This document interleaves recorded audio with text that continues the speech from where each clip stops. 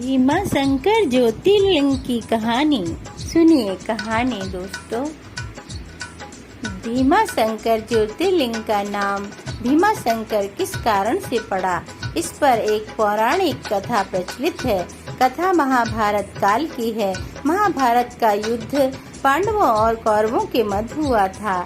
इस युद्ध में भारत में बड़े महान वीरों की क्षति हुई थी। दोनों ही पक्षों से अनेक महावीरों और सैनिकों को युद्ध में अपनी जान देनी पड़ी थी। इस युद्ध में शामिल होने वाले दोनों पक्षों को गुरु द्रोणाचार्य से प्रशिक्षण प्राप्त हुआ था। कौरवों और पांडवों ने जिस स्थान पर दोनों को प्रशिक्षण देने का कार्य किया था, वह स्थान है आज उज्जैनक के नाम से जाना जाता है।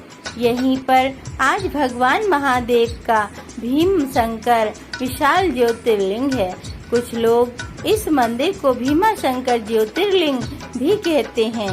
भीमा शंकर ज्योतिर्लिंग कथा शिव पुराण अनुसार भीम शंकर ज्योतिर्लिंग का वर्णन शिव पुराण में मिलता है।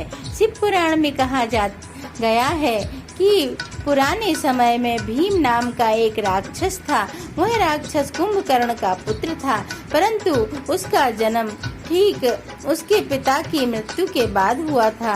अपने पिता की मृत्यु भगवान राम के हाथों होने की घटना की उसे जानकारी नहीं थी। समय बीतने के बाद जब उसे अपनी माता से इस घटना की जानकारी हुई, तो वह भगवान राम का वध करने के लिए आतुर हो गया।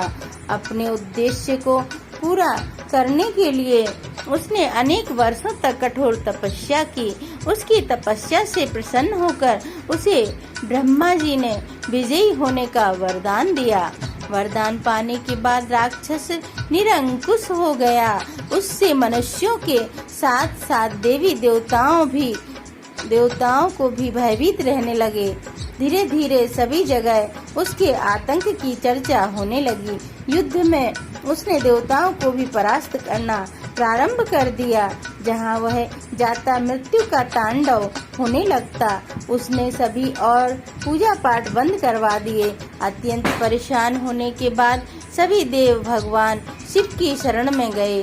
भगवान शिव ने सभी को आश्वासन दिलाया कि वे इसका उपाय निकालेंगे। भगवान शिव ने राक्षस को नष्ट कर दिया। भगवान शिव से सभी देवों ने आग्रह किया कि वे इसी स्थान पर शिवलिंग रूप में विराजित हों। उनकी इस प्रार्थना को भगवान शिव ने स्वीकार किया और वे भीमा शंकर ज्योतिर्लिंग के रूप में आज भी विराजित हैं। हर